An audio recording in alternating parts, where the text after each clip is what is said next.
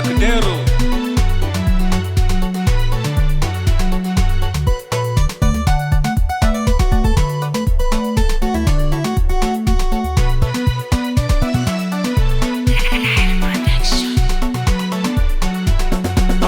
Ajak gayari nekepya jakwonye nduinye kujinga boka duro to wide tien tidi tadi nyala bangar pio winchanda nangko lelo edunya da unda ding kau kene jadi kepya jakwonye ni nyala ban kau dara nin chena tolo kemonjang da tidi tadi nyala bangar pio winchanda nangko lelo edunya da unda ding kau kene jadi Amam ajak gayari nekepya jakwonye nduinye kujinga boka duro to wide tien tidi tadi nyala bangar pio winchanda nangko lelo edunya da unda ding kau kene jadi ache ke bedi macam diobde kawra nin bitindu chenga yidan ngechdia ache ke bedi macam diobde kawra nin bitindu chenga yidan ngechdia piondo nyan pakai nyen tiragam kulo ya bepial bedikala abajal kami bagati na pion chiraka piondo nyan pakai nyen tiragam kulo ya bepial bedikala abajal kami bagati na pion chiraka piondo nyan pakai nyen tiragam kulo ya bepial bedikala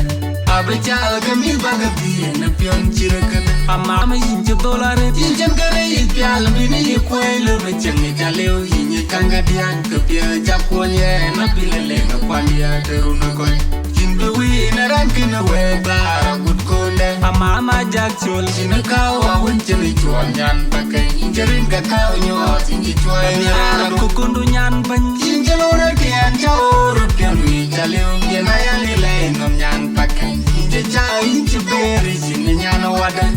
Bukoy ko ka chiwo ke choy na pinom ku pio aliw Jinbewi na rankina weba good konde Amam hinjale na kepel jakwonye na chen gabatom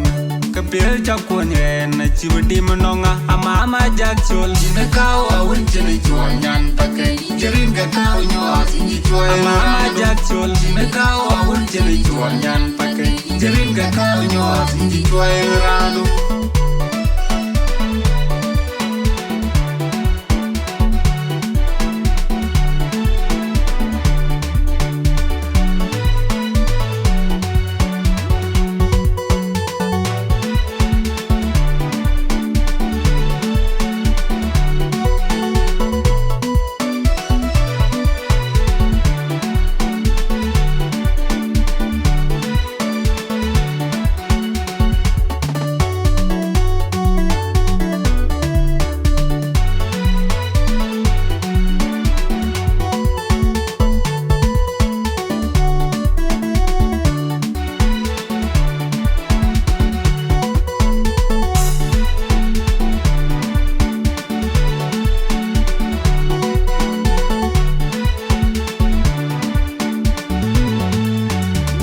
Amam ajak gayari nekepya jakwonye nduinye kujinga boka duro to wide tien tidi tadi nyala bangar pio winchanda nangko lelo edunya da unda ding kau kene jadi kepya jakwonye ni nyala ban kau dara nin chena tolo kemonjang da tidi tadi nyala bangar pio winchanda nangko lelo edunya da unda ding kau kene jadi Amam ajak gayari nekepya jakwonye nduinye kujinga boka duro to wide tien tidi tadi nyala bangar pio winchanda nangko lelo edunya da unda ding kau kene jadi ache ke bedi macam diobde kawra nin bitindu chenga yidan ngechdia